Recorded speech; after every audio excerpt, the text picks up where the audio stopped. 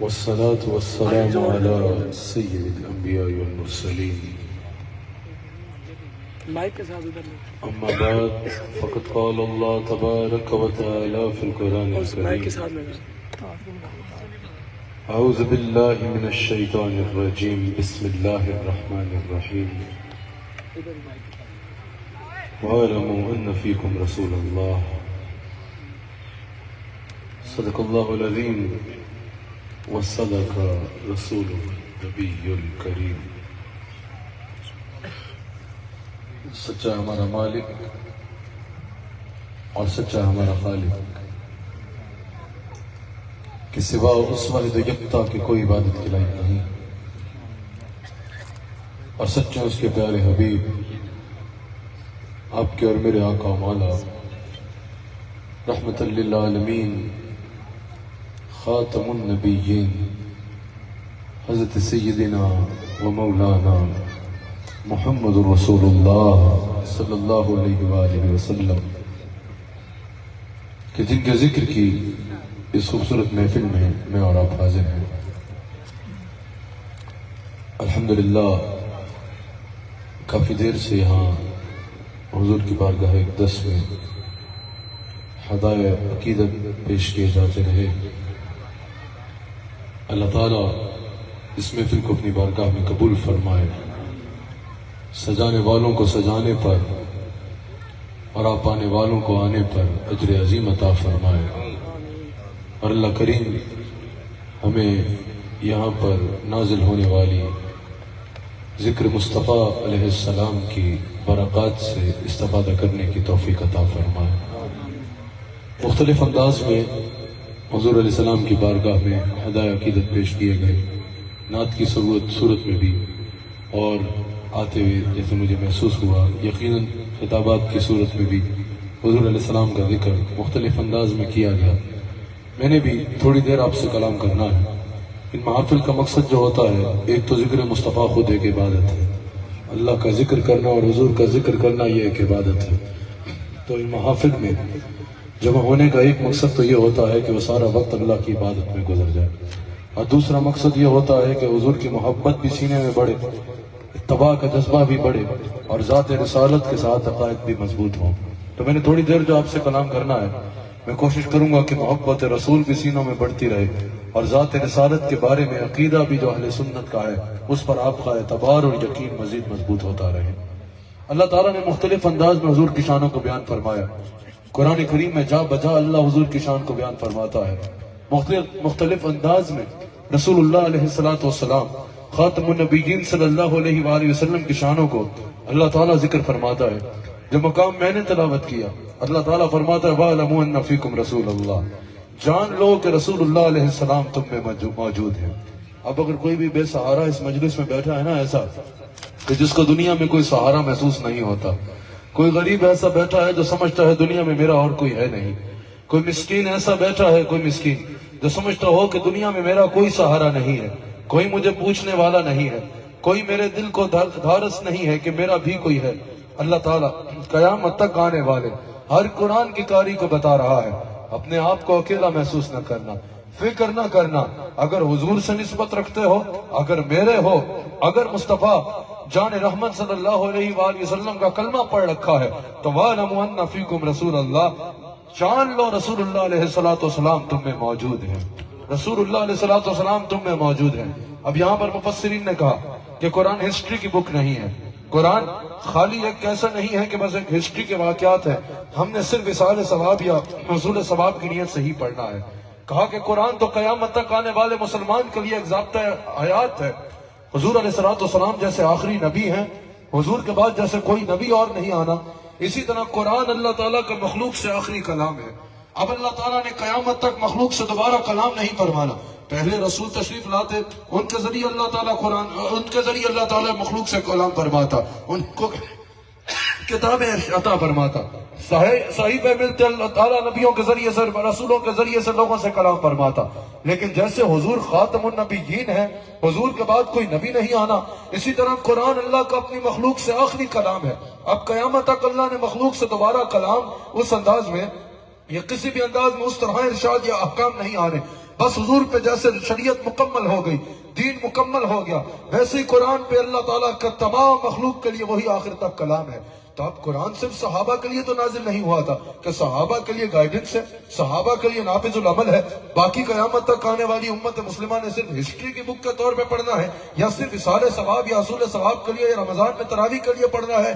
نہیں، قیامت تک آنے والے ہر مسلمان کے لیے، ہر انسان کے لیے ضابطہ حیات ہے، زندگی گزارنے کا طریقہ اور سلیقہ قرآن سکھاتا ہے، اور عقیدہ اور نظریہ بھی قرآن دیتا ہے۔ تو قرآن صرف صحابہ کے لیے نازل نہیں ہوا، مفسرین کہتے ہیں قیامت تک آنے والے مومن سے کلام ہے۔ تو اللہ تعالیٰ قیامت تک آنے والوں سے فرما رہا ہے، جان لو وَاعْلَمُوا أَنَّ فِيكُمْ رَسُولَ اللَّهِ، رسول اللہ صلی اللہ علیہ وآلہ وسلم تم میں موجود ہیں۔ کہا اگر دنیا سے چلے جانا عام انسان کی طرح ہو اور عام انسان کی طرح وہ معاملہ ہو تو پھر تو یہ نہیں صرف صحابہ کے لیے ہے۔ اب ہمارا یہ عقیدہ ہم نے قرآن سے لیا ہے کہ رسول اللہ آج بھی زندہ گنبد خضرا میں جلوہ گر ہے اور ہم میں موجود ہے۔ رسول اللہ علیہ السلام ہم میں موجود ہیں، الحمدللہ۔ میں اس پر قرآن و حدیث سے کلام کروں گا۔ ایک بار میں چاہتا ہوں پہلے آپ اپنے ہونے کا ایک بار ہاتھ اٹھا کے ثبوت دیتے ہوئے بتاؤ کس کس کا ایمان ہے کہ ہمارے آقا زندہ ہے، کس کس کا ایمان ہے کہ ہمارے رسول صلی اللہ علیہ وآلہ وسلم زندہ ہے۔ آج اگر کوئی اس پر سوال کرتا ہے، اور بھائی اللہ تعالیٰ نے قرآن کریم میں ارشاد فرمایا تھا وَمَا أَرْسَلْنَاكَ إِلَّا رَحْمَةً لِّلْعَالَمِينَ، اے میرے حبیب علیہ السلام ہم نے آپ کو تمام عالمین کے لیے رحمت بنا کر بھیجا۔ اب راحم کے لیے ضروری ہے کہ جو راحم رحمت کر رہا ہے وہ زندہ ہو، زندہ ہوگا تو رحمت کرے گا نا۔ اور اللہ تعالیٰ نے تمام عالمین کے لیے حضور کو رحمت بنا کر بھیجا، صرف صحابہ یا اس دور یا مخصوص امور کے لیے تو نہیں۔ یہاں پر یہاں پر روح البیان میں موجود ہے، علامہ اسماعیل حقی نے تبصرہ کیا کہ پہلوں کے لیے کہا رحمتن منا، وہ ہماری رحمتوں سے رحمت ہے، اور یہاں فرمایا رحمت للعالمین جب فرمایا تو مطلق ارشاد فرمایا۔ اس سے مراد یہ ہے کہ وہ مخصوص دور کے لیے رحمت تھے، پہلے انبیاء بہت بلند شان والے تھے، صرف اپنی امت کے لیے رحمت تھے، پہلے دور کے انبیاء صرف اس دور کے لیے رحمت تھے جس دور کے لیے وہ جلوہ گر رہے۔ جب وہ قبر انور میں جلوہ گر ہو گئے، آج بھی تمام انبیاء زندہ ہیں، آج بھی وہ رحمت ہیں، لیکن امور رحمت سر انجام نہیں دیں گے۔ کہاں مصطفیٰ جان رحمت علیہ السلام کو امور رحمت کے لیے ایک مخصوص امت نہیں ملی، ایک مخصوص دور نہیں ملا، ایک مخصوص ملک نہیں ملا، ایک مخصوص خطہ نہیں ملا، بلکہ فرمایا وَمَا أَرْسَلْنَاكَ إِلَّا رَحْمَةً لِّلْعَالَمِينَ۔ اگر کوئی جاننا چاہے مصطفیٰ علیہ السلام نے رحمت عالمین پہ کرنا ہے تو عالمین میں کون کون سا ملک آتا ہے، کون کون سا دور آتا ہے، کون کون سا خطہ آتا ہے، تاکہ ہم یہ جانیں کہ یہاں اس دور میں رسول کا زندہ ہونا ضروری ہے اور اس خطے میں رسول کی رسائی ہونا ضروری ہے۔ تو دیکھنا ہوگا الحمدللہ رب العالمین، الحمدللہ رب العالمین سے پتہ چل رہا ہے کہ اللہ جس دور کا اللہ خالق ہے وہ اس دور عالمین میں شامل کیا جائے گا، جس ذرے کا اللہ خالق ہے اس ذرے کو عالمین میں شامل کیا جائے گا۔ تو ہر دور کا خالق کون ہے، ہر ذرے کا خالق کون ہے، ہر مقام کا خالق کون ہے، ہر دور کا رب کون ہے؟ اللہ۔ اللہ ہر زمانے کا بھی خالق ہے، ہر مقام کا بھی خالق ہے، تو ہر زمانہ بھی عالمین میں شامل ہے، ہر مقام بھی عالمین کے لیے شامل ہے۔ اب دیکھو وَمَا أَرْسَلْنَاكَ إِلَّا رَحْمَةً لِّلْعَالَمِينَ، حبیب آپ کو عالمین کے لیے رحمت بنا کر بھیجا۔ اب عالمین میں رحمت کے خزانے کس نے لٹانے ہیں؟ بتائیے کس نے لوٹانے ہیں؟ حضور علیہ السلام نے لوٹانے ہیں نا، کیونکہ حضور عالمین کے لیے رحمت بن کے آئے۔ اب عالمین میں صرف صحابہ تھے نہیں، ہر زمان بھی شامل ہے، ہر زمانہ بھی شامل ہے اور ہر مقام بھی شامل ہے۔ اب عالمین کے لیے حضور رحم ہے، تمام عالمین میں رحمت کے تمام امور ذات مصطفیٰ کے ساتھ خاص ہو چکے ہیں اس آیت کے مطابق۔ اب آپ بتائیے اگر کوئی کہے کہ آج دھوپ تو بہت زیادہ ہے لیکن سورج نہیں تو وہ پاگل ہے نا؟ اگر کوئی کہے کہ چاندنی تو خوب ہے لیکن آج چاند نہیں ہے تو وہ بے وقوف ہے نا؟ اگر کوئی کہے کہ بارش بہت تیز ہو رہی ہے لیکن آسمان پہ بادل نہیں تو سٹھا گیا ہے نا؟ اسی طرح اگر کوئی کہے کہ رحمت تو بہت ہے اللہ کی لیکن صاحب رحمت کوئی نہیں تو وہ ایمان سے خالی ہے نا؟ اور بھائی اگر رحمت ہے تو مان لو صاحب رحمت بھی گنبد خضرا میں زندہ چلوا ہے، صاحب رحمت بھی گنبد خضرا میں زندہ جلوہ گر موجود ہے۔ حضور علیہ السلام زندہ ہے، اور یہ یاد رکھیے گا یہ ہمارا اہل سنت کا عقیدہ ہے، حیات النبی پہ ہمارا یہ عقیدہ ہے کہ حضور علیہ السلام روح مقدسہ کے ساتھ، جسم مبارک کے ساتھ، روح مقدسہ کے ساتھ زندہ گنبد خضرا میں اپنی قبر انور میں جلوہ گر ہے۔ اور ساری کائنات کیسے مشاہدہ فرما رہے ہیں حضور کی اپنی حدیث کے مطابق، جیسے ہم اپنی ہتھیلی کو دیکھتے ہیں، ہم پہ جو قضا ہے نا وہ آنی ہے۔ آپ پہ آنی ہے موت یا نہیں آنی؟ سب کا پروگرام ہے یا نہیں ہے؟ جس کا نہیں بھی ہے اس پہ آ جانی ہے، بس فرق یہ ہے جس کا ہے وہ ذرا تیاری کر لے گا۔ ہم پہ قضا آنی ہے، وہ آنے والی آنی، جب آنی ہے تو بس پھر آنی ہے۔ اور حضور پہ یہ حکم آنی تھا، یعنی ایک آن والا آنی، ایک لمحے والا، ایک لمحے کے لیے، ایک آن کے لیے حکم پورا ہوا۔ بڑے غور سے میری بات کا توجہ رکھنا، یہ اہل سنت کا عقیدہ ہے۔ ایک آن کے لیے، ایک لمحے کے لیے آنی، ایک آنی اور ایک آنی، وہاں پر وہ آنی سے مراد یہ ہے ایک آن کے لیے حکم پورا ہوا۔ حکم ہوا روح مصطفیٰ کو کائنات کے سب سے نفیس اور بلند مقام پہ رکھ دیا جائے، عرش سے لے کے فرش تک نظر ڈالی گئی۔ کہا یا اللہ، جس میں مصطفیٰ سے زیادہ نفیس مقام اور کوئی ملتا نہیں، حکم ہوا اچھا تو پھر روح مصطفیٰ کو مدر مصطفیٰ میں واپس رکھ دیا جائے۔ یہ اہل سنت کا عقیدہ۔ اللہ اکبر۔ ابن ماجہ کی حدیث ہے نا، ابن ماجہ میں یہ حدیث موجود ہے، رسول اللہ علیہ السلام نے ارشاد فرمایا کہ کوئی کہیں سے بھی مجھ پہ درود پڑھے، میں اس کو درود کو سنتا ہوں اور اس کا جواب بھی عطا فرماتا ہوں۔ صحابہ نے عرض کی کہ یا رسول اللہ صلی اللہ علیہ وسلم، جب آپ اپنی حیات مبارکہ کا وہ انداز اپنا جائیں گے، قبر انور میں جلوہ گر ہو جائیں گے، حضور علیہ السلام نے فرمایا کہ اللہ نے زمین پہ حرام کیا ہے کہ وہ انبیاء کے اجسام کو کھائے۔ فَنَبِيُّ اللَّهِ حَيٌّ يُرْزَقُ، اللہ کے نبی زندہ ہے اور انہیں رزق دیا جاتا ہے۔ یہ حضور نے خود فرمایا فَنَبِيُّ اللَّهِ حَيٌّ يُرْزَقُ، اللہ کے نبی زندہ ہوتے ہیں اپنی قبروں میں اور اللہ تعالیٰ ان کو رزق دیتا ہے۔ یہ ابن ماجہ کی حدیث ہے۔ حضرت میرے شیخ کے شیخ حضرت خواجہ خواجہ حضرت خواجہ حبیب الرحمن رحمۃ اللہ علیہ یہ حدیث بیان کر رہے ہیں کہ نبی اللہ حی یرزق، اللہ کے نبی زندہ ہے اور رزق دیا جاتا ہے۔ ایک سوال کرنے والا اٹھا، کہا حضرت یہ بتائیے کہ پھر شہید کی زندگی اور نبی کی زندگی میں کیا فرق ہے؟ شہید کو بھی رزق دیا جاتا ہے اور نبی کو بھی رزق دیا جاتا ہے۔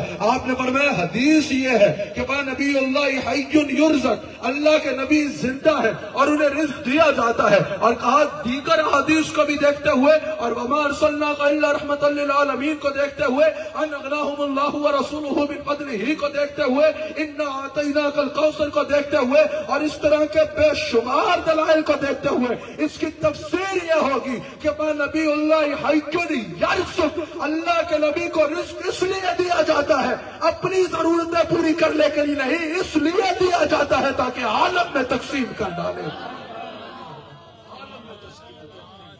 اللہ اکبر، نبی اللہ حی یرزق، اللہ اکبر، اللہ کے نبی زندہ ہے اور انہیں رزق دیا جاتا ہے۔ علامہ وحید الزمان، یہ ہمارے اہل سنت کے اکابر میں سے نہیں، غیر مقلد علامہ وحید الزمان نے بھی کہا، بات یہ ہے کہ تمہیں اپنوں کی تو مان لو کم سے کم۔ اس نے بھی کہا ابن ماجہ کی حدیث میں حاشیہ کہتے ہوئے کہ جب حضور نے یہ فرمایا نبی اللہ حی یرزق، اللہ کا نبی یرزق، اللہ کا نبی زندہ ہے اور انہیں رزق دیا جاتا ہے، اس سے مراد یہ ہے انبیاء کے اجسام اپنی قبروں میں سلامت ہوتے ہیں، انہیں رزق بھی دیا جاتا ہے، کھانے پینے کی حاجت نہیں ہوتی لیکن انہیں رزق بھی دیا جاتا ہے۔ اور علامہ وحید الزمان نے کہا ہمارے اکابر نے تو جب بات کی تو بات کرتے چلے گئے اس پہ، لیکن غیر مقلدو تم اپنے بڑوں کی تو مان لو۔ کہا کہ جس طرح صحابہ رسول اللہ کی بارگاہ میں جا کے باتیں کر سکتے تھے، اس حدیث سے پتہ چلا ہم بھی جا کے مصطفیٰ علیہ رحمت سے اسی طرح فریاد کر سکتے ہیں۔ اب سنو بھائی، قبر مبارک میں جانے کے بعد کیسے زندہ ہو سکتے ہیں؟ یہ بھی کوئی بات ہے، اور پہلے کیسے زندہ ہو سکتے ہیں؟ بخاری کی حدیث سن لو، رسول اللہ علیہ السلام ارشاد فرماتے ہیں، صحیح بخاری میں یہ حدیث موجود ہے، حضور فرماتے ہیں کہ حضرت آدم علیہ السلام حضرت موسیٰ علیہ السلام کا آپس میں ایک ڈائلاگ ہوا، ایک کلام ہوا، سوال جواب کی نشست ہوئی، اور سوال کیا تھا؟ حضرت موسیٰ علیہ السلام نے حضرت آدم علیہ السلام سے کہا کہ حضور آپ وہ دانا نہ کھاتے، اگر آپ وہ دانا نہ کھاتے تو آج سب جنت میں ہوتے، آپ نے وہ دانا تناول فرمایا کہ سب کو یہاں آنا پڑا، یہ سارا معاملہ ہوا۔ اللہ اکبر۔ حضور فرماتے ہیں کہ حضرت آدم علیہ السلام نے حضرت موسیٰ کو ایسا جواب دیا کہ ان پر غالب آ گئے۔ کیا؟ آدم علیہ السلام نے موسیٰ علیہ السلام کو جواب دیا ایسا کہ ان پر غالب آ گئے۔ اللہ اکبر۔ حدیث یہاں مکمل ہوئی۔ احناف میں بخاری کا سب سے بڑا شارح علامہ بدر الدین عینی اس حدیث کی تشریح میں تبصرہ کرتے ہوئے سوال کرتے ہیں، احناف میں یہ بخاری کا سب سے بڑا شارح ہے۔ علامہ بدر الدین عینی کہتے ہیں سوال یہ ہے کہ حضور نے فرمایا کہ ملاقات ہوئی، موسیٰ علیہ السلام نے یہ سوال کیا، آدم علیہ السلام نے یہ جواب دیا، یہ تو بہت اچھا، لیکن بدر الدین عینی کہتے ہیں سوال یہ ہے کہ یہ ملاقات ہوئی کب؟ آپ نہیں سمجھ رہے۔ آدم علیہ السلام کے قبر میں جانے، وصال مبارک میں، اور موسیٰ علیہ السلام کے پیدا ہونے میں بڑا لمبا گیپ ہے، اور علامہ بدرالدین عینی کہتے ہیں یہ بات تو پکی ہے کہ یہ بات دنیا میں آنے کے بعد کی ہے، کیونکہ سوال ہی یہاں آنے پر ہے کہ آپ وہ دانا نہ کھاتے تو یہاں نہ آنا پڑتا، سارے جنت میں ہوتے۔ لیکن بدرالدین عینی کہتے ہیں سوچنے کی بات ہے، آدم علیہ السلام قبر میں جلوہ گر ہوئے، سال ہا سال گزر گئے، پھر موسیٰ علیہ السلام کی ولادت ہوئی، اور حضور فرما رہے ہیں یہ دونوں آپس میں ڈائیلاگ کر رہے ہیں، موسیٰ علیہ السلام سوال کر رہے ہیں، آدم علیہ السلام لا جواب کر رہے ہیں۔ بدرالدین عینی کہتے ہیں یہاں سے مقام رسالت کا اندازہ ہوتا ہے۔ بدرالدین عینی کہتے ہیں بخاری کی اس حدیث نے عقیدہ کھول کے رکھ دیا، کہا اگر یہ ملاقات دور آدم کی ہے تو موسیٰ کی حیات کا یہ عالم ہے کہ پیدا ہونے سے پہلے بھی ایسے زندہ ہے جس سے چاہے سوال جواب کر سکتا ہے، اور اگر یہ بات دور موسیٰ کی ہے تو حضرت آدم کی زندگی کا یہ عالم ہے کہ بخاری کی حدیث کے مطابق قبر میں جانے کے بعد بھی جس سے چاہے قریب ہو کہ ہم کلام کر سکتے ہیں، ہم کلام ہو سکتے ہیں۔ بدرالدین عینی نے کہا آدم بھی مصطفیٰ کے مقتدی ہے، موسیٰ بھی مصطفیٰ کے مقتدی ہے، جس کے مقتدی کی حیات کا یہ عالم ہے، امام الانبیاء کا عالم کیا ہوگا؟ اور ابھی بھی غور سے سن لیجیے گا، یہ بخاری کی سنی، آگے مسلم کی حدیث سنیے، مسلم میں یہ حدیث موجود ہے۔ میرے آقا علیہ السلام جلوہ گر ہیں، حج پہ جا رہے ہیں، حضور فرماتے ہیں میں دیکھ رہا ہوں حضرت موسیٰ علیہ السلام اور حضرت ادریس علیہ السلام اس پہاڑی سے احرام باندھے تلبیہ کہتے ہوئے اتر رہے ہیں اور ہمارے ساتھ حج کریں گے۔ اب موسیٰ علیہ السلام قبر میں جا چکے ہیں، قبر انور میں جلوہ گر ہو چکے ہیں، حضرت ادریس علیہ السلام کا بھی دور گزر چکا ہے، لیکن حضور فرما رہے ہیں کہ وہ احرام پہن کے تلبیہ پڑھتے ہوئے مکہ میں آ رہے ہیں اور ہمارے ساتھ حج کریں گے۔ کبھی ایسا ہوا کہ آپ فیصل آباد کے قبرستان میں گئے ہوں اور پتہ چلے کبھی حاجی صاحب حج پہ گئے میں واپس آ کے فاتحہ پڑھنا؟ نہیں، جب کوئی دنیا سے چلا گیا تو اعمال کا سلسلہ منقطع ہو گیا، اب اس نے اعمال نہیں کرنے۔ لیکن حضور فرما رہے ہیں میں دیکھ رہا ہوں حضرت موسیٰ اور حضرت ادریس علیہ السلام احرام پہنے اتر رہے ہیں اور ہمارے ساتھ حج کریں گے، جس کے مقتدی کی زندگی کا یہ عالم ہے کہ قبر میں جانے کے بعد بھی باقاعدہ احرام پہن کے مکہ جا کے مسلم کی حدیث میں حج کرتا ہے حدیث کے مطابق، تو امام الانبیاء کی زندگی اور حیات کا عالم کیا ہو؟ حضرت سعید بن مسیب کہتے ہیں جب یزید نے حملہ کیا مسجد نبوی میں، الحاوی للفتاوی میں اس کو امام سیوطی نقل کرتے ہیں، ابو نعیم نے بھی اس کو نقل کیا، اللہ اکبر، سنن دارمی میں بھی یہ موجود ہے، اور الحاوی للفتاوی میں امام جلال الدین سیوطی نے اس کو تفصیل سے نقل کیا۔ حضرت سعید بن مسیب کہتے ہیں کہ جب یزید نے مسجد نبوی پہ حملہ کیا نا، 3 دن اور 3 راتیں اذان و اقامت روک دی۔ سعید بن مسیب کہتے ہیں میں مسجد نبوی کے اندر موجود تھا، وہ کہتے ہیں ہم صحابہ بڑے پریشان تھے کہ جتنا عرصہ اس یزید نے اپنا یہ ناپاک کوشش جاری رکھی، اتنے دن یا اتنا عرصہ مسجد نبی میں اذان اور اقامت حضور کی مسجد میں نہیں ہوگی کیا؟ اللہ اکبر۔ سعید بن مسیب کہتے ہیں میں نے بتایا امام ابو نعیم نے بھی نقل کیا، سنن دارمی میں بھی موجود ہے، اور امام جلال الدین سیوطی الحاوی للفتاوی میں اس کو نقل کرتے ہیں۔ یہ تمام مسالک کے لیے قابل قبول شخصیت ہیں، مفسرین میں بھی ان کا بہت بڑا نام، فقہاء میں بھی ان کا بہت بڑا نام، محدثین میں بھی ان کا بہت بڑا نام۔ امام سیوطی الحاوی للفتاوی میں نقل کرتے ہیں، اللہ اکبر، امام سیوطی نے بھی نقل کیا، ابو نعیم بھی نقل کرتے ہیں، سنن دارمی میں بھی موجود ہے۔ حضرت سعید بن مسیب کہتے ہیں جب یزید نے مسجد نبوی میں اذان اور اقامت روک دی، میں مسجد نبوی کے اندر موجود تھا، حضور کی قبر کے پاس بیٹھا کرتا تھا، کہتے ہیں میں اپنی کانوں سے سنتا تھا، حضور کی قبر سے اذان کی بھی آواز آیا کرتی تھی اور اقامت کی بھی آواز آیا کرتی تھی۔ علامہ انور شاہ کاشمیری، علامہ انور شاہ کاشمیری یہ مسلک دیوبند کے امام، مسلک دیوبند کا امام علامہ انور شاہ کاشمیری نے کہا کہ اس سے پتا چلا کہ قبر میں جانے کے بعد بھی انبیاء سے، یہ میں اس لیے بتا رہا ہوں اپنے عدیدے مان لیا کرو نا، کہ قبر میں جانے کے بعد بھی ہمارے لیے بات قابل قبول ہوگی مجدد الفسانی کی۔ میں مرید ہوں مجدد الفسانی کا، میں نقشبندی ہوں الحمدللہ، حضرت صدیق اکبر کے سلسلے میں مرید ہوں، اور حضرت مجدد الفسانی جیسا رہبر مجسر ہے الحمدللہ، حضرت خواجہ عبد الکریم جیسا رہبر موجود ہے الحمدللہ۔ ہمارے لیے ان کی بات قابل قبول ہوگی، ہمارے لیے امام اہل سنت امام احمد رضا خان بریلوی رحمت اللہ علیہ کی بات قابل قبول ہوگی، لیکن ہم تو مانتے ہیں نا، تمہیں اس لیے بتا رہے ہیں اپنوں کی تو مانو۔ وہ کہتے ہیں کہ اس سے پتا چلا کہ قبر میں جانے کے بعد انبیاء سے اعمال بھی ثابت ہیں، نماز نماز بھی ثابت ہے، اذان بھی ثابت ہے، اقامت بھی ثابت ہے، قرآن کی تلاوت بھی ثابت ہے۔ میں پوچھتا ہوں کہ جب بندہ مر جاتا ہے تو وہ اعمال تو نہیں کرتا، جب یہ سارے اعمال ثابت ہیں تو پھر مان لو نا، ہر بے اصول کے لیے فطری اصول زندہ ہے۔ چبل میں رہ کے بھی کانٹوں کی پھول زندہ ہے۔ فیصل آباد والوں ہاتھ چک کے دسو، بتا رہا ہوں سجا کر حضور کی محفل ہم ہی وہ لوگ ہیں جن کا رسول زندہ ہے۔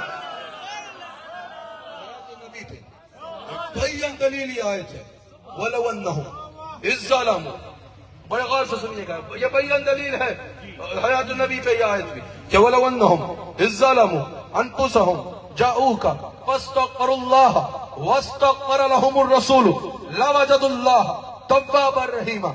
جب بھی اپنی جانوں پر ظلم کر بیٹھے، وَلَوْ أَنَّهُمْ إِذْ ظَلَمُوا أَنفُسَهُمْ جَاءُوكَ فَاسْتَغْفِرُوا اللَّهَ، جاؤ اور اللہ سے معافی مانگو، اللہ پھر راضی ہو جائے گا کہ نہیں؟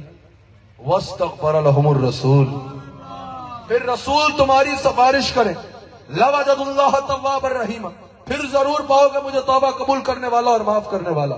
فیصلہ آباد والو، مردہ کسی کی سفارش کر سکتا ہے؟ مردہ کسی کا حال جان سکتا ہے؟ کہا نہیں نہیں، وَاسْتَغْفَرَ لَهُمُ الرَّسُولُ، رسول سفارش کریں، یہ حکم صرف صحابہ کے لیے تھا۔ تو میں نے کیا فَاسْتَغْفِرُ اللَّهَ کا حکم بھی صرف صحابہ کے لیے تھا؟ کیا اللہ سے معافی مانگنے کا حکم بھی صرف صحابہ کے لیے تھا؟ نہ، وہ تو ہمیشہ کے لیے تھا۔ تو میں نے کہا قرآن یا شریعت آپ کے دادا جان کی تو نہیں ہے کہ چاہو کہ خود بول دو، ایک حکم فنا ہو گیا ہے اور ایک ہمیشہ کے لیے ہے، یہ دونوں حکم ساتھ آئے ہیں۔ اگر فَاسْتَغْفِرُ اللَّهَ کا حکم قیامت تک ہے تو فَاسْتَغْفَرَ لَهُمُ الرَّسُولُ کا حکم بھی قیامت تک مانا جائے۔ اس کی تفسیر میں، اسی کی دلیل میں مفسرین نے اسی کی تفسیر میں اس واقعہ لکھا جس کو حضرت امام قرطبی بھی نقل کرتے ہیں، امام قسطلانی بھی نقل کرتے ہیں، حضرت امام جلال الدین سیوطی نے بھی اس کو نقل کیا۔ اللہ اکبر، اس آیت کی تفسیر میں وَلَوْ أَنَّهُمْ إِذْ ظَلَمُوا أَنفُسَهُمْ جَاءُوكَ فَاسْتَغْفَرُوا اللَّهَ وَاسْتَغْفَرَ لَهُمُ الرَّسُولُ لَوَجَدُوا اللَّهَ تَوَّابًا رَحِيمًا۔ بڑے غور سے اپنے عقیدے کو مضبوط کرنا ہے۔ ان اکابر نے، ان مفسرین نے اس کو لکھا اس آیت کی تفسیر میں کہ جب حضور علیہ السلام قبر انور میں جلوہ گر ہوئے نا، ابھی 3 دن گزرے تھے، ایک عرابی تھا اپنی جان پہ ظلم کر بیٹھا، اللہ کو راضی کرنا چاہتا تھا، قرآن سے یہ آیت پڑھ لی، اللہ کو راضی کرنے کا ذریعہ اس آیت نے بتا دیا، اس نے مدینہ پاک کا قصد کیا۔ مدینہ پاک پہنچا تو جس صحابی سے کہے میں نے حضور سے ملنا ہے، وہ حضور کی یاد میں رو پڑے۔ امام سیوطی بھی نقل کر رہے ہیں، امام قرطبی نے بھی نقل کیا، امام قسطلانی نے بھی نقل کیا۔ آخر صحابہ نے اس کو لے گئے حضرت علی کے پاس، حضرت علی سے وہ مل گیا۔ اب یہ ممکن ہے کسی کو علی مل جائے اور مصطفیٰ نہ ملے، اور یہ ممکن ہے کوئی علی کو چھوڑ دے اور اسے مصطفیٰ مل جائے، یہ دونوں باتیں ممکن نہیں ہیں۔ جو علی سے مل جائے گا اس کو مصطفیٰ مل جائیں گے، اور جو دروازہ علی کو چھوڑ دے گا یہ ممکن ہی نہیں ہے اسے مصطفیٰ مل جائے۔ اللہ اکبر، پہنچ گیا مولا علی تک۔ اللہ اکبر، مولا علی نے کہا، اس سے کہا کہ میں نے حضور سے ملنا ہے۔ مولا علی نے کیا کیا؟ اب آج کے کسی کو کہتے ہیں عرب میں ایسا نہیں ہوتا، اگر عقیدہ کا عربی دیکھنا ہے تو مولا علی کو دیکھو نا، عقیدہ میں عربی دیکھنا ہے تو صدیق اکبر کو دیکھو نا، عقیدہ میں عربی دیکھنا ہے تو فاروق اعظم کو دیکھ کے عقیدہ اخذ کرو نا۔ مولا علی نے اس کا ہاتھ پکڑا، وہ جن کو حضور نے فرمایا میں علم انا مدینۃ العلم وعلی بابھا، میں علم کا شہر ہوں تو علی دروازہ ہے۔ عقیدہ ہم ان سے سیکھیں گے یا آج کے کسی سے سیکھیں گے؟ مولا علی نے اس کا ہاتھ پکڑا اور اس کو حضور کی قبر پہ لے گئے، حضور کی قبر انور کی طرف اشارہ کیا، کہا یہ ہے رسول اللہ، جو بات کرنی ہے ان سے کر لو۔ وہ حضور کی قبر انور کے پاس بیٹھا۔ امام رازی نے بھی اس کو لکھا، امام رازی نے بھی لکھا، اللہ اکبر، امام سیوطی، امام قرطبی، امام قسطلانی اور دیگر کئی مفسرین اس آیت کی تفسیر میں اس واقعے کو لکھ چکے۔ کہا کہ وہ حضور کی قبر انور کے پاس بیٹھا، اس نے حضور کی قبر انور پہ ہاتھ رکھا، کہا یا رسول اللہ صلی اللہ علیہ وآلہ وسلم، اپنا کام میں نے کر دیا کہ آپ کے قدموں میں حاضر ہو گیا، اب اپنا کام آپ کریں، اللہ کو مجھ پہ راضی فرمائے۔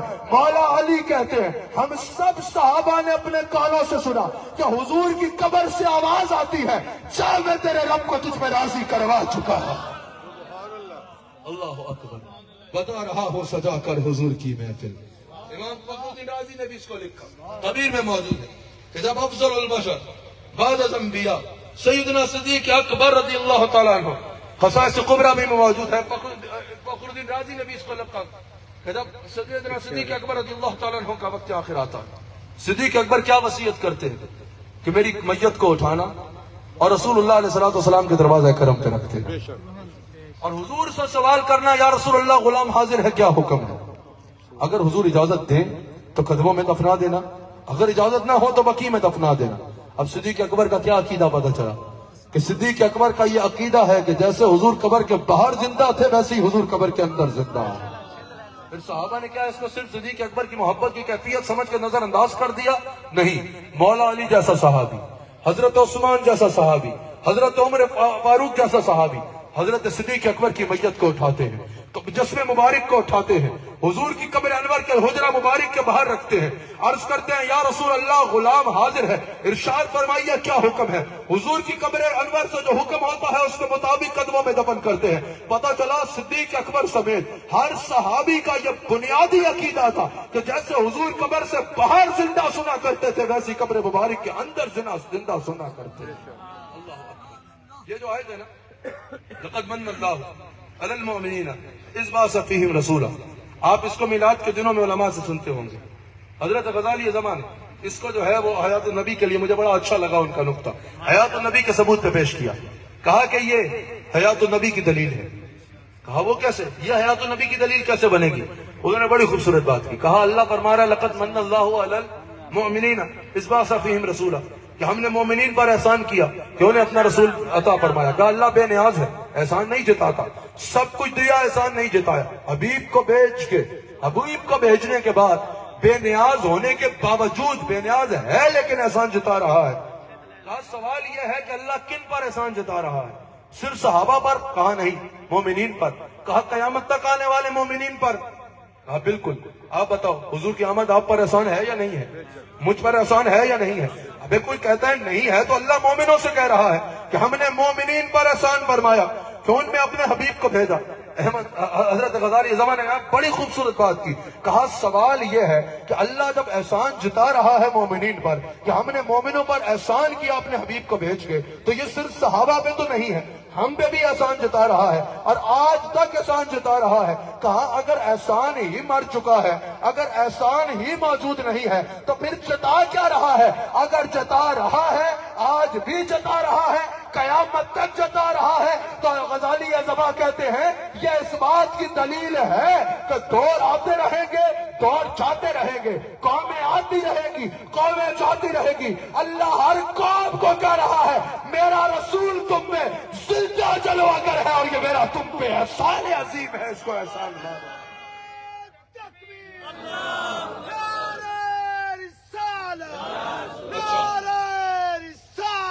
آپ کو پتا ہے سوشل میڈیا پہ بھی ڈنگوسڑے مارنے والوں کی تعداد کم نہیں ہے۔ بھائی زندہ ہیں تو نظر کیوں نہیں آتے؟ زندہ ہیں تو نظر کیوں نہیں آتے؟ ان کو بولنا، ہجرت کی رات جب رسول اللہ علیہ السلام اپنے محل مبارک سے نکل رہے تھے نا، 40 کافر رسول اللہ کے دروازے پہ کھڑے تھے۔ رسول اللہ چھپ چھپا کے نہیں نکلے، رسول اللہ اپنے محل مبارک سے نکلتے ہیں اپنی شان و شوکت کے ساتھ، مٹی اٹھاتے ہیں ہوا میں پھینکتے ہیں۔ یہاں بھی شان دیکھو، مٹی کون پھینک رہا ہے؟ حضور پھینک رہے ہیں، اور اللہ قرآن نازل فرما رہا ہے وَمَا رَمَيْتَ إِذْ رَمَيْتَ وَلَكِنَّ اللَّهَ رَمَا۔ یہ مٹی حبیب نہیں پھینک رہے، یہ مٹی تو اللہ نے پھینکی ہے۔ ہوتا کیا ہے؟ وہ سارے اندھے ہو جاتے ہیں، حضور سامنے سے گزر جاتے ہیں، وہ سارے دروازے پہ کھڑے ہیں، حضور کو دیکھ نہیں پاتے۔ کہا زندہ ہے تو نظر کیوں نہیں آتے؟ میں کہا تمہارے پردادا حضور کے سامنے سے نکل گئے تھے ہجرت کی رات، ان کو سامنے نظر نہیں آئے، تمہیں فیصلہ آباد میں نظر آئے؟ بتائیے زندہ ہے تو ہر سال عمر بھی بڑھایا کرو نا، زندہ ہے تو عمر کیوں نہیں بڑھاتے؟ کہتے ہو 63 برس، ہر سال عمر بڑھایا کرو اگر زندہ ہے تو۔ میں نے کہا زندہ ہے لیکن عمر وہ کی نہیں جائے گی۔ کہا نہیں، یہاں پکڑے گئے عمر وہی ہوگی جو زندہ رہے، پھر تم عمر کیوں نہیں بڑھاتے اگر زندہ ہے؟ میں نے کہا آپ کی عمر کتنی ہے؟ کہا اتنے سال۔ میں نے کہا ایگزیکٹ بتاؤ، سالگرہ کا دن ڈھونڈا جس دن وہ بوجھ مبارک دنیا میں آیا، سمجھ آئی؟ وہ دن ڈھونڈا اور پھر کہا اتنے سال، اتنے مہینے، اتنے دن۔ میں نے کہا نہیں، غلط بتا رہے ہو۔ کہا ہمارے ابا بڑے سمجھدار آدمی تھے۔ سمجھ آ گئی؟ میں نے کہا وہ تو ہمیں نہیں پتا، آپ کی تربیت تو ایسی نظر نہیں آ رہی، آپ کا عقیدہ تو اس کی الگ گواہی دے رہا ہے، لیکن چلو سمجھدار تو ہوں گے۔ کہا بڑے سمجھدار آدمی تھے، ایک اور ایک ڈیٹ لکھی تھی میری پیدائش کی۔ میں نے کہا نہیں، پھر بھی غلط بتا رہے ہو۔ کہا اتنے ہی سال ہے، اتنے سال، اتنے مہینے، اتنے دن۔ میں نے کہا یہ بتاؤ 4 مہینے بعد تو ماں کے پیٹ میں زندگی آ جاتی ہے، 5 مہینے اپنی ماں کو جو پیٹ میں تنگ کیے رکھا، کیا مردہ پیدا ہوئے تھے؟ ہاں ماں کے پیٹ سے زندہ پیدا ہوا تھا۔ میں نے کہا جب زندہ تھے تو گنتے کیوں نہیں؟ کہا گنتے اس لیے نہیں کیونکہ اصول یہ ہے، ماں کے پیٹ میں زندہ تھے لیکن گنیں گے وہ جو لوگوں کو دکھتے رہے۔ میں نے کہا جب تیرے جیسے بے شکلے کی زندگی میں ایسا وقت ہے جو گنا نہیں جائے گا لیکن تو زندہ تھا، تو امام الانبیاء کی بھی ہم زندگی گنتے وہ ہیں جو دیکھ کے لوگ صحابی بن جاتے تھے، ورنہ حضور آج بھی زندہ ہے۔ جب کچھ نہیں بچے گا اس وقت بھی یا خدا ہوگا یا میرا مصطفیٰ۔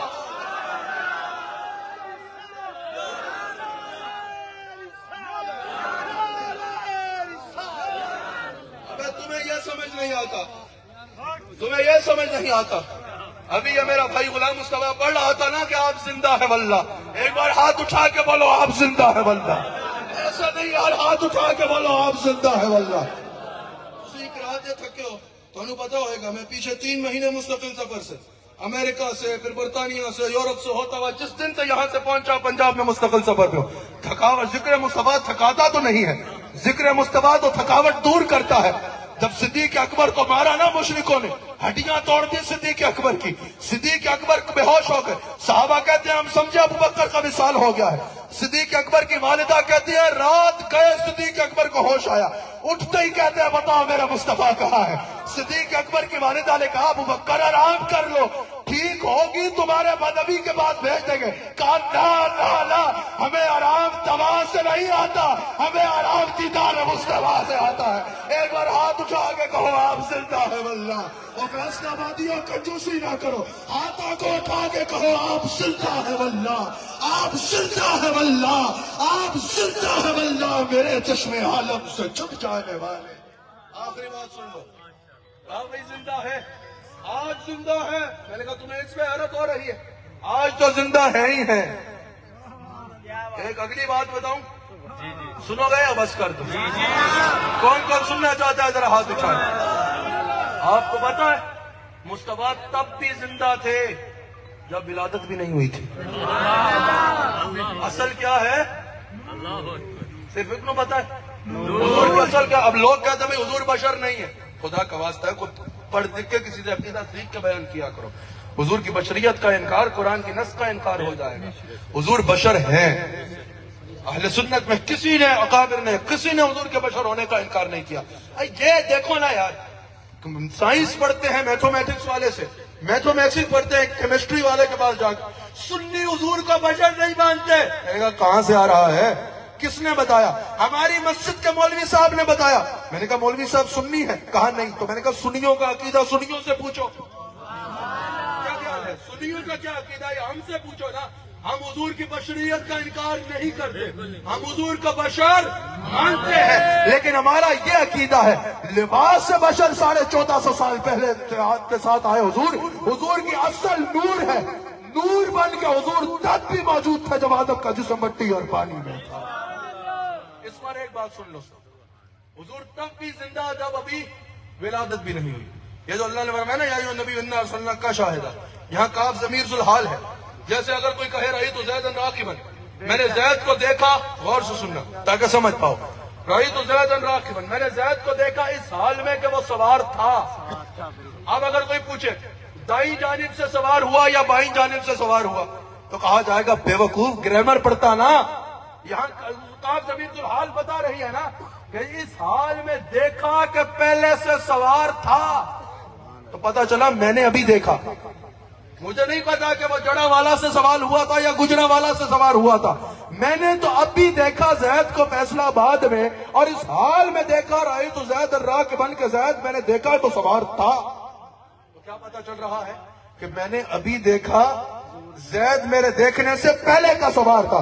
کہا انا ارسلناک کا شاہدہ، حبیب اس شان سے بھیجا کہ شاہد بنا کے بھیجا۔ آسان کرتا ہوں، اللہ نے قرآن میں فرمایا ہم ہر امت کو لائیں گے ایک گواہ کے ساتھ، حبیب علیہ السلام آپ کی گواہی ہر ایک کے حق میں قبول فرمائیں گے۔ بخاری میں موجود ہے، حضور علیہ السلام ارشاد فرماتے ہیں کہ اللہ اکبر، قیامت کے دن امتیں اللہ تعالیٰ کے حضور کہیں گے یا اللہ نبیوں نے تو ہم تک پیغام پہنچایا ہی نہیں، پوچھا تو جائے گا نا سب سے کہ بندے دے پتر کیوں نہیں بڑھے؟ یا اللہ ہم تک تو نبیوں نے پیغام پہنچایا ہی نہیں. اللہ اکبر. اللہ تعالیٰ نبیوں سے پوچھے گا تم نے پیغام پہنچایا؟ تمام عرض کریں گے یا اللہ ہاں ہم نے ذمہ داری پوری کی. اللہ فرمائے گا کوئی گواہ ہے؟ یا اللہ تیرے حبیب اور ان کی امت گواہ ہے. اب امت نے تو حضور کے بتانے پہ ہی گواہی دینی ہے نا. اصل بات یہ ہے کہ حضور گواہ. اللہ اکبر. حضور فرماتے ہیں میں گواہی دوں گا. اور بخاری کی حدیث حضور فرماتے ہیں میری گواہی سب کے حق میں قبول کی جائے. میں کل بھی سے اشارتاً بات کی تھی کسی جگہ پر. اللہ. اب سوال یہ بنتا ہے حضور سب کی گواہی دیں گے. مثال کے طور پہ یہ فیصل صاحب کہیں کہ میں نے آج سے 25 سال پہلے محفل کروائی تھی اور اس میں یہ ہوا. لوگ پوچھیں گواہ؟ یہ بولے غلام مصطفیٰ. غلام مصطفیٰ گواہ ہے. غلام مصطفیٰ کو میں گواہی کے طور پہ پیش کرتا ہوں. بولیں گے عقل کو ہاتھ مارو فیصل صاحب, کیا ہو گیا؟ سمجھدار آدمی دکھتے ہو, یہ کیا کر رہے ہو؟ وہ بولیں گے غلام مصطفیٰ گواہی نہیں دے سکتا. کہا گواہی دے سکتا ہے لیکن 25 سال اپنی عمر نہیں ہے تو 25 سال پرانی محفل کی گواہی کیسے دے گا؟ تو ہم بھی تو یہی کہہ رہے ہیں میلاد 1400 سال پہلے ہوا, گواہی آدم کی دیں گے, گواہی موسیٰ کی دیں گے, گواہی ابراہیم کی دیں گے, گواہی عیسیٰ کی دیں گے. تو مان لو نا لباس بشریت 1450 سال پہلے آیا ہے. اصل نور ہے. نور بن کے ہر نبی کے دور میں حاضر بھی تھے اور ناظر بھی تھے. میرے آقا زندہ ہے. آج اٹھا کے بولو ہمارے آقا زندہ ہے. الحمدللہ. اللہ تعالی ہم سب کو رسول اللہ علیہ السلام کی ذات اقدس پر اپنے عقیدہ مضبوط رکھنے کی توفیق عطا فرمائے. اللہ تعالی ہم سب کو مضبوط عقیدہ ذات رسالت پہ رکھنے کی توفیق عطا فرمائے. اور اللہ تعالی ہمیں بد عقیدہ لوگوں سے اور ان کی بد عقیدگی سے بچنے کی توفیق عطا فرمائے. یاد رکھنا سنی عقیدہ توحید میں مضبوط ہوتا ہے. سنی عقیدہ رسالت میں مضبوط ہوتا ہے. سنی حضور کی ہر شان کو قبول کرتا ہے. سنی حضور کے صحابہ کے معاملے میں بھی مضبوط عقیدہ رکھتا ہے. خبردار, سنی وہی ہوتا ہے جو حضور کے ہر صحابی کا احترام کرتا ہے. حضور کے ایک ایک صحابی کی جوتیاں اپنے سر کا تاج سمجھتا ہے. کسی ایک صحابی پہ بھونکنے والا, کسی ایک صحابی کے خلاف بکواس کرنے والا, کسی ایک صحابی کے بارے میں بھی 2 ٹکے کا آج کا کوئی بندہ پھلک لگانے والا, کسی ایک صحابی کے بارے میں بھی بک بک کرنے والا خارج اہل سنت ہو جاتا ہے, روافض میں چلا جاتا ہے, وہ سنی نہیں رہتا. پھر خلافت کی ترتیب کو افضلیت کی ترتیب ماننا یہ سنیت کے لیے ضروری ہے. بالخصوص شیخین قریبین کو, یعنی بالخصوص یہ ماننا کہ افضل البشر بعد از انبیاء صدیق اکبر ہے, پھر سیدنا فاروق اعظم. یہ ماننا بغیر انسان سنی ہو نہیں سکتا. اور ائمہ اربعہ کا یہی موقف ہے. امام ابو حنیفہ کا, امام شافعی کا, امام احمد بن حنبل کا, امام مالک کا یہی موقف ہے کہ جو خلافت کی ترتیب ہے وہی افضلیت کی ترتیب ہے. اور افضلیت صدیق اکبر کا انکار کرنے والا بھی صرف احمد رضا خان بریلوی رحمت اللہ علیہ کے نزدیک ہی نہیں, صرف شیخ احمد سرہندی فاروقی رحمت اللہ علیہ کے نزدیک ہی نہیں, بلکہ امام ابو حنیفہ کے نزدیک بھی افضلیت کا منکر جو تفضیلی ہوتا ہے وہ خوارج میں وہ تفضیلی ہو جاتا ہے, اور تفضیلی بھی روافض کی طرف لے کے جاتے ہیں. روافض کی ہی قسم ہوتے ہیں, وہ تفضیلی ہو جاتا ہے. اہل سنت نہیں رہ سکتا. اہل سنت میں رہنے کے لیے ضروری ہے کہ انسان صحابہ میں افضلیت کی بھی جو ترتیب اہل سنت کے ہاں اعلی حضرت نے بیان کی, مجدد الفسانی نے بیان کی, امام ابو حنیفہ نے بیان کی, ابو منصور ماتریدی نے بیان کی, اس کے آگے سر تسلیم خم کرنے. اور پھر سنی اہل بیت کا ادب کرتا ہے. سنی اہل بیت کی جوتیوں کو اپنا سر کا تاج بناتا ہے. سنی اہل بیت کا ایسے ادب کرتا ہے کہ تیری نسل پاک میں ہے بچہ نور کا, آپ ہیں عین نور, آپ کا سب گھرانہ نور کا. مجدد الفسانی کہتے ہیں اہل بیت کی محبت بھی جو ہے وہ اتنی اہمیت ہے, اتنی اہم ہے کہ قرآن کی نص قطعی سے امت پر فرض کی گئی ہے. اہل بیت سے محبت کرنا بھی جو ہے وہ امت پر فرض کیا گیا ہے. اللہ تعالی ہم سب کو رسول اللہ علیہ السلام کا وفادار رکھے اور مسلک حق اہل سنہ و جماعت پہ قائم